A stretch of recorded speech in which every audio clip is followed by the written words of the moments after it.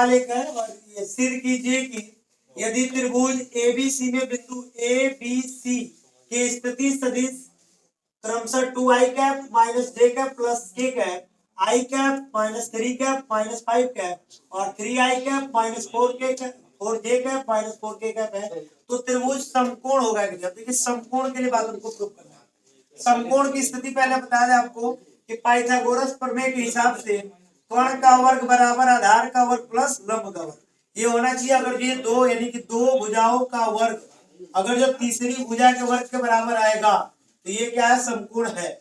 और ये पेपर में 5 नंबर 8 नंबर का पूछा जा सकता है। ठीक है, तो सबसे पहले हम क्या करेंगे, लिखेंगे कि माना मूल बिंदु क्या है, मूल बिंदु O है।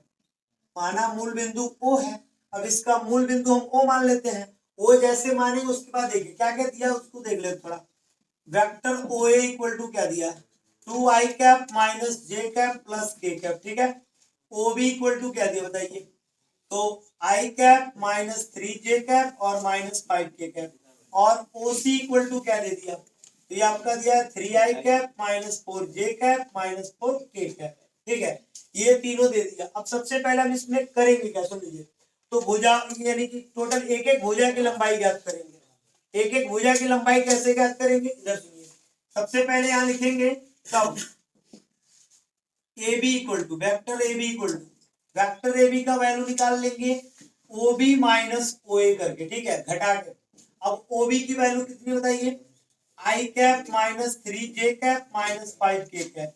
इसमें से घटा देंगे OA को यानी 2i cap minus j cap plus k cap. इसको जैसे हम घटाएंगे, इधर देखिए ध्यान दीजिएगा, इसको जैसे घटाएंगे ये माइनस जो है अंदर के सभी चिन्हों को क्या कर देगा, बदल देगा। चलिए i cap minus 3j cap minus 5k cap और ये minus 2i cap plus j cap और क्या माइनस k कैप।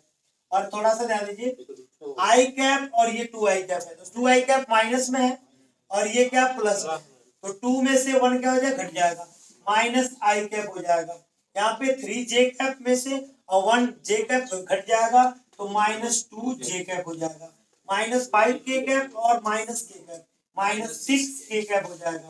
ये किसका वैल्यू निकल गया, वेक्टर AB का। अब यही हम वेक्टर AB के लिए भुजा निकाल लेते हैं, यानी कि पहली भुजा कर लेते हैं या लिख लेते हैं कि चलिए भुजा AB की देख लीजिए, भुजा AB की लंबाई निकाल लेते हैं। लंबाई निकालने के लिए हमको इसका वेक्टर जो AB आया तो उसका सारणिक निकालना होगा। सारणिक कैसे निकल जाता है, थोड़ा सा ध्यान दीजिएगा। इसमें क्या कर लेंगे, ऐसे बना लेंगे इसको और यहाँ पे -1 का स्क्वायर हो गया प्लस -2 का स्क्वायर हो गया और प्लस -6 का स्क्वायर हो गया। ठीक है, अब इसमें ये क्या हो जाएगा, थोड़ा सा ध्यान दीजिएगा। ये AB की लंबाई कितनी हो रही है, देख लीजिए -1 यानी कि कितना हो गया 1 प्लस 4 प्लस कितना हो गया 36, तो 36 4 40 कितना हो गया 41, ये 41 आ गया। भुजा AB का मान कितना आ गया 41 आ गया। ठीक है, अब जैसे भुजा AB का मान 41 आया, इसके बाद हम क्या करेंगे, इसके बाद हम दूसरी बात निकाल लेंगे। AB निकाल लिए हैं, अब हम निकालते हैं BC। क्या निकालते हैं, वेक्टर BC। वेक्टर BC को कैसे निकाला जाएगा, vector OC minus vector OD। अब देखिए OC की वैल्यू पुट कीजिए इसमें, तो OC यहाँ पे लिख लीजिए 3i cap minus 4j cap minus 4k cap. इसमें से आपको घटा देना है OB की वैल्यू यानी कि minus i cap minus 3j cap और माइनस क्या है माइनस 5k कैप। ठीक है, इसको घटा रहे। अब ये ब्रैकेट तोड़ते, सबसे पहले ब्रैकेट तोड़ेंगे तो क्या होगा 3i cap minus 4j cap और माइनस 4k कैप। माइनस से अंदर का सारा चिन्ह क्या हो जाएगा, बदल जाएगा। चलिए बदल देते हैं, i cap plus 3j cap और प्लस क्या हो गया 5k कैप। ठीक है, 3i कैप में से 1i कैप घट जाएगा, कितना बचेगा 2i कैप। ठीक है, 4j कैप में और ये 3 घट जाएगा तो -1j कैप बचेगा। ठीक है, 1 कितना है 1। अभी देखिए 4k कैप में से 5k कैप घट जाएगा, यहाँ पे ये भी बच जाएगा -1 प्लस बचेगा प्लस वाला अधिक प्लस 1k कैप बच जाएगा। ठीक है, अब ये निकाले हम BC। क्या निकाले हैं, वेक्टर BC। अब भुजा BC की लंबाई ज्ञात कर लेंगे। क्या ज्ञात कर लेंगे, लिख देंगे भुजा BC की, देख लीजिए भुजा BC की लंबाई। अब भुजा बीसी की जैसे हम लंबाई ज्ञात करेंगे, ये हमारा हो सारणिक वेक्टर बीसी। अब देखिए सारणिक वेक्टर बीसी की वैल्यू ज्ञात कर लीजिए। यहाँ पे 2 का स्क्वायर हो जाएगा, यहाँ पे -1 का स्क्वायर हो जाएगा, और प्लस यहाँ पे क्या हो जाएगा, ओनली 1 का स्क्वायर हो जाएगा। यहाँ पे फिर आपको क्या मिल जाएगा बताइए, यहाँ पे 4, यहाँ पे कितना 1, और यहाँ पे कितना 1, तो ये हो जाएगा आपका 6। कोई दिक्कत है किसी को? तो √6 मिल गया, ठीक है। अब इसके बाद हम अभी दो भुजा निकाल लिए हैं, ए बी निकाले हैं, बी सी निकाले हैं। अब इसके बाद हम सी ए निकाल लेंगे, ठीक है। तो चलिए सी ए ज्ञात करते हैं। यहाँ पे सी वेक्टर सी ए ज्ञात कर रहे हैं, तो ओ ए माइनस हो जाएगा ओ सी। क्या हो जाएगा? ओ ए माइनस ओ सी। ओ ए की वैल्यू यहाँ पे बताइए क्या हो जाएगा? ओ ए की वैल्यू है 2 आई कैप और माइनस जे कैप और प्लस क्या है, प्लस के कैप में से घट जाएगा ओसी की वैल्यू, यानी कि 3 आई कैप और -4 जे कैप और -4 क्या है, के कैप, ठीक है। जैसे ये घट जाएगा, चलिए घटा लेते हैं। 2 आई cap minus J cap plus K cap, minus करते हैं, अंदर के ब्रैकेट के अंदर की सारी चीज क्या हो जाए, बदल जाएगी। 3 आई कैप प्लस 4 जे कैप और प्लस क्या हो जाएगा, 4 के कैप। अब देखिए 2 आई कैप में से 3 आई कैप घटेगा तो माइनस आई कैप बचेगा। जे कैप देखिए जे कैप में से, और ये देखिए 4 जे कैप में से 1 जे कैप, यानी कि 3 जे कैप, ठीक है। और ये देखिए 4 के कैप और ये यानी कि 5 के कैप हो जाएगा। कोई दिक्कत है किसी को? बोले समझ में आ रहा है कि बताइए। ये वेक्टर सी ए का मान हो गया। जैसे वेक्टर सी ए का मान हम ज्ञात कर लिए, इसके बाद हम ज्ञात कर लेंगे क्या, देख लीजिए भुजा सी ए। देखिए क्या लिखते हैं, भुजा सी ए की लंबाई। भुजा सी ए की लंबाई आपको निकालना है, ये हो जाएगा सारणिक वेक्टर सी ए।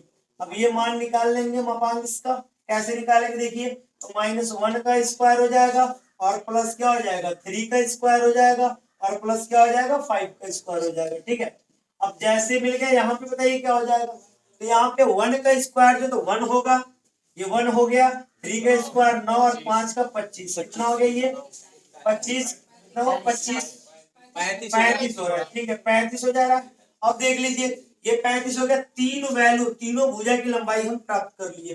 किसका देख लीजिए, शुरू में हमने ए बी का प्राप्त किया, ए बी का कितना आया √41, ठीक है।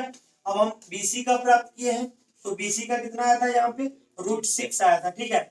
सी ए का प्राप्त किए तो 35 आ गया। अब थोड़ा ध्यान से देखिए, समकोण है कि नहीं इस बात को प्रूव करना है।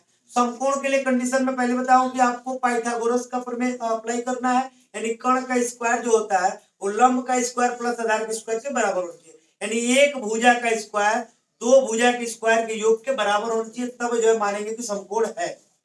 अब इस बात को हम प्रूव कर दे रहे हैं, देखिएगा यहाँ पे 35 और 6 ऐसे 41 दिख रहा है और ये 41 है, यानी कि यहाँ पे लिखेंगे, इसलिए देखिएगा ए बी का स्क्वायर प्लस बराबर बीसी का स्क्वायर प्लस हो जाएगा सी ए का स्क्वायर। अर्थात देखिए इसका कितना आया था, √41 का वर्ग बराबर ये आ गया। बीसी का कितना आया था, √6 का वर्ग, ठीक है। प्लस ये का कितना आया था, √35 का वर्ग, ठीक है।